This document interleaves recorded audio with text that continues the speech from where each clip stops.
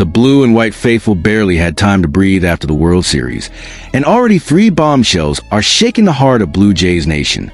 First, the future of Bo Bichette has turned into a luxury soap opera. The infield idol is free to hear offers, and may be on the verge of testing the market, even after saying he wants to stay in Toronto. Meanwhile, Atkins and Mark Shapiro are already working to strengthen the 2026 roster, eyeing big rotation names, and promising to keep the team competitive no matter what happens with Bichette. And to close out this whirlwind, the hottest rumor of the winter. The Toronto Blue Jays are in the race for Munetaka Murakami, the 25-year-old Japanese phenom who could be the next star to shine at the Rogers Center. 3 moves that could redefine the team's future. The possible farewell of an idol, the ambitious rebuilding of the rotation, and the global search for a new face of the franchise. Hit that like button, Blue Jays Nation, because Toronto's heart is going to beat hard in the coming weeks. And here, we feel every turn of the game as if we were on the field. News 1 asterisk, the Toronto Blue Jays are living one of those moments when the future and the present collide. And the name at the center of it all is Bo Bichette. For months, fans have speculated, debated, and divided. Will he stay? Will he chase the contract of his dreams somewhere else? Now, with the qualifying offer on the table and free agency open, the doubt has become reality. The state of the team is one of tense expectation. Toronto just came off a season that ended bittersweetly. Hope was reignited by a World Series run, but the feeling of what if lingers. And in the middle of that roller coaster, Bichette, the face of the infield, the symbol of a new generation, faces the biggest test of his career. Atkins was clear. He deserves to explore the market. And that sentence, as diplomatic as it may sound, echoed like thunder in the heart of Blue Jays Nation. And what came next, no one expected. The negotiation surrounding Bichette has become a masterclass in strategy. The projections vary so much they seem to represent different universes. From $130 million over 5 years to $200 million over 7, with some estimates reaching around $240 million over 10 years. It all depends on the position, shortstop or second base, and how far he wants to test the limits of the market. If he switches positions, he could become the highest paid second baseman in history, surpassing Marcus Semien. But Bichette knows the value of being a shortstop, technically and financially. He has always wanted to be Toronto's shortstop, and perhaps he wants to prove he still deserves that title. The question is, are the Blue Jays willing to pay the price for that? The reaction behind the scenes is divided. Part of the front office believes keeping Bichette is essential to maintaining the emotional balance of the clubhouse, especially after the ups and downs of the past season. Another part sees his possible departure as an opportunity to open financial space and rethink the middle infield. The fans, as always, are restless. Many recognize how much Bichette represents the team's spirit. Young, confident, resilient. But others fear a deal that's too long, especially with his recent injury history. Once again, Blue Jays Nation finds itself torn between heart and reason. And looking deeper, there's a contrast that defines the story well. Bichette emerged as a promise of a new era, a talent seemingly destined to follow in the footsteps of names like Linder and Seager. But time, injuries, and the league's dynamics show that baseball dreams don't follow a script. Still, it's impossible to deny. He is a symbol of the rebuild that put Toronto back on the map. If he stays, it will be an act of faith from the team and the fans. If he leaves, it'll be the end of one cycle, but perhaps the beginning of another. And deep down, every blue and white fan feels the same. Bo Bichette is more than a player. He's part of Toronto's soul. News 2 asterisk, the atmosphere in Toronto is one of planned reconstruction, not desperation. While Bo Bichette's future still looms like a shadow over the Rogers Center, Mark Shapiro and Atkins have made it clear the Blue Jays project is not stopping. The state of the team is one of strategic confidence. After an epic campaign that ended in the World Series, the front office knows it can't live on memories alone. The championship window is open, but time is ticking, and the message from their press conference was direct. They won't go all in on 2025. They're building for 2026 and beyond. The offensive core still depends on decisions regarding Bichette and Guerrero Jr., but one area is stronger than ever: the starting rotation. With Shane Bieber exercising his player option, the group of Bieber, Gausman, Berrios, and rookie Trey Yesovich already puts Toronto among the most promising rotations in MLB. But the fifth spot, that's where the behind-the-scenes movement begins.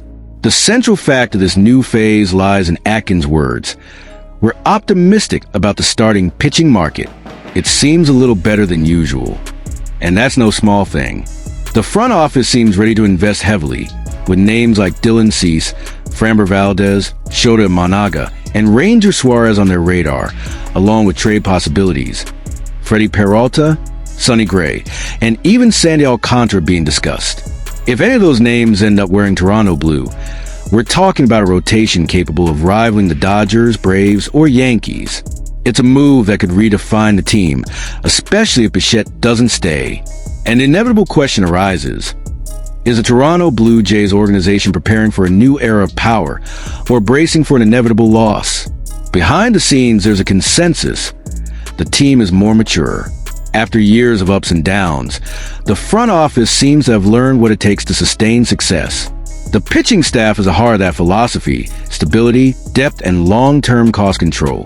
The fans, of course, respond with their usual mix of anxiety and excitement.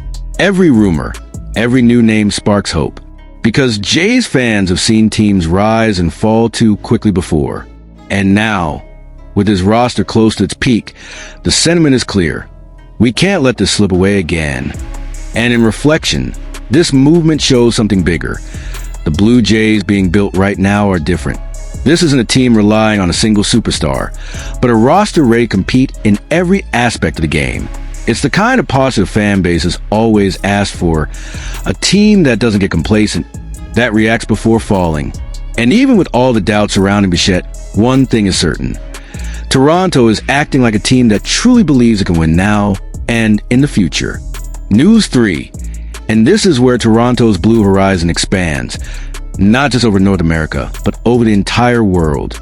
Because now, the Toronto Blue Jays have their eyes on Munetaka Murakami, the 25-year-old Japanese prodigy who is already a legend in his home country and could be the next star to wear blue and white. The state of the team helps explain the magnitude of this move. After a season of highs and lows that culminated in a World Series appearance, the Blue Jays are not just looking for reinforcements. They're looking for a new offensive identity. With Bichette's future uncertain and the lineup in need of more power, Murakami's name appears as the kind of bet that changes a franchise. The front office has been monitoring the player for years, and now he's finally available on the international market. The window is short. 45 days to sign with an MLB team until December 22nd. And Toronto is in the race. But what came next took everyone by surprise. The central story is that Murakami is not just another talent. He's a phenomenon. With 246 home runs in 892 games and a record 56 homers in 2022, the Tokyo Yakult Swallows slugger is considered one of the greatest Japanese power hitters of all time. In 2025, even while dealing with injuries, he still posted an OPS of 1.043, numbers that would make any GM dream. The problem? He's not short on suitors. The Yankees, Mets, Mariners, Phillies, Giants, and Red Sox all want him. The race is global, and Toronto enters as a serious contender, offering both a competitive roster and a rapidly growing market outside the United States. But in the end, the question is simple.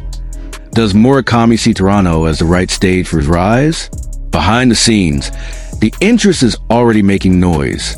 Ben Nicholson-Smith confirmed that the Blue Jays have been following the player for years, and sources close to the organization describe an aggressive approach. The fit is almost natural. He can play third base, occasionally first, or even corner outfield. And with Bichette's future uncertain, Murakami would be the masterstroke. A new Asian star arriving to carry forward Toronto's competitive era. The fan base, as always, reacts with its heart. Some dream of immediate impact. The kind of player who reignites hope. Others fear the cost and adjustment period. But one thing is certain. The name Murakami is already echoing through the Rogers Center. And looking deeper, there's a powerful contrast. The Toronto Blue Jays pursuing Murakami are the same ones fearing the loss of Bichette. On one side, the emotion of building the future. On the other, the pain of possibly saying goodbye to the recent past. But that's the essence of modern baseball and a Blue Jays nation. To be reborn while still feeling the weight of farewell. And if Murakami truly crosses the Pacific to wear blue and white, Toronto could be witnessing the perfect fusion of tradition and renewal. So take a deep breath, Blue Jays nation, because what's coming next could redefine an entire era. On one side, Bo Bichette, the face of the infield, the kid who grew up before our eyes and now faces the biggest decision of his career, choosing between love for Toronto and the irresistible call of the market. On the other, Atkins and Mark Shapiro, architects of an ambitious future, moving each piece carefully, strengthening the rotation, showing that this front office has learned from every past mistake. And coming from across the world, Munetaka Murakami, the name that could reignite the Jays' offense and turn the Rogers Center into a global stage, a new symbol of hope and power. These three stories converge at the same point: the search for identity.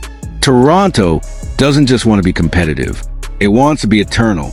And for that, it may need to let go of the past to make room for the next chapter.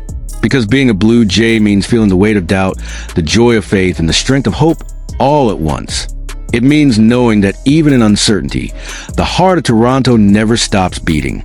And in the end, whether it's with Bichette, Bieber, Murakami, or anyone else who wears that jersey, one truth remains: this fan base never abandons the blue. Tell us what you think, Blue Jays Nation. What would you do if you were in the front office? Would you keep Bichette at all costs, or open space for the future?